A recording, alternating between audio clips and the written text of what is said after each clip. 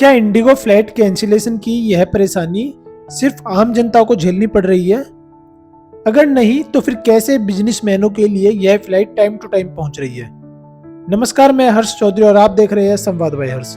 जहां एक तरफ पूरा देश इंडिगो फ्लाइट कैंसिलेशन की परेशानी से जूझ रहा है, किसी के जुडिशरी जैसे मेंस पेपर छूट रहे हैं तो किसी की इंपोर्टेंट मीटिंग छूट रही है, किसी को बॉस द्वारा नौकरी से निकालने का डर सता रहा है, पब्लिक एयरपोर्ट पे खड़े होकर रो रही है, किसी को परिवार से मिलने बहुत जरूरी हॉस्पिटल पहुंचना है लेकिन उनकी सुनवाई नहीं हो रही है। हाल ही में गोवा में हुआ नाइट क्लब में ब्लास्ट, जो आपने सुना भी होगा, काफी ज्यादा सुर्खियों में रहा। उनके ओनर गौरव लूथरा, सौरभ लूथरा, जो कि ब्लास्ट से अगले ही दिन इंडिगो फ्लाइट पकड़ के थाईलैंड के लिए रवाना हो गए, जिससे देश भर में काफी ज्यादा लोगों ने इस चीज पे नाराजगी जताई और साथ ही साथ इंडिगो फ्लाइट के लिए काफी सवाल खड़े हो गए, जिसका जवाब इंडिगो फ्लाइट को देना होगा।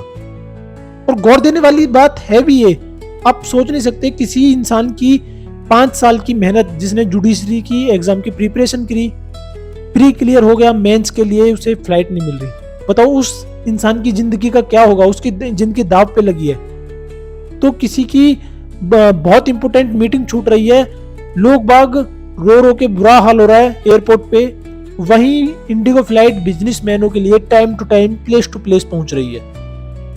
गौरव लूथरा, सौरभ लूथरा उसी नाइट क्लब के ओनर है जिसमें रविवार गोवा के रोमियो लेन नाइट क्लब में सिलेंडर फटने से ब्लास्ट हुआ, भीषण आग लगी, 25 लोगों की मौत हुई, 7 से अधिक लोग घायल बताए जा रहे हैं। जिन दोनों के पास ना कोई नाइट क्लब का लाइसेंस था, ना सेफ्टी बरतने के ऐसे कुछ उनके पास इंतजाम था, लेकिन इन्हें क्या ही फर्क पड़ता है, मौत हुई सो हुई, अपना अगले दिन इंडिगो फ्लाइट पकड़ के थाईलैंड के लिए रवाना हो गए।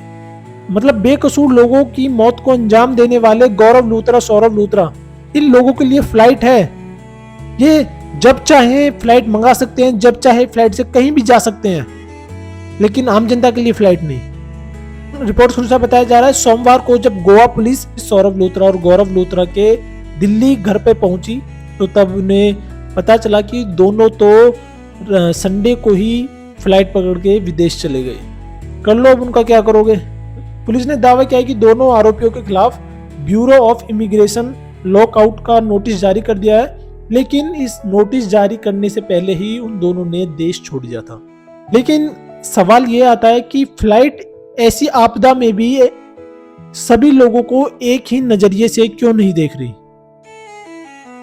क्यों कुछ लोगों को, बिजनेसमैन लोगों को अलग तवज्जो दी जा रही है और मिडिल क्लास आम जनता के लिए यह तवज्जो नहीं?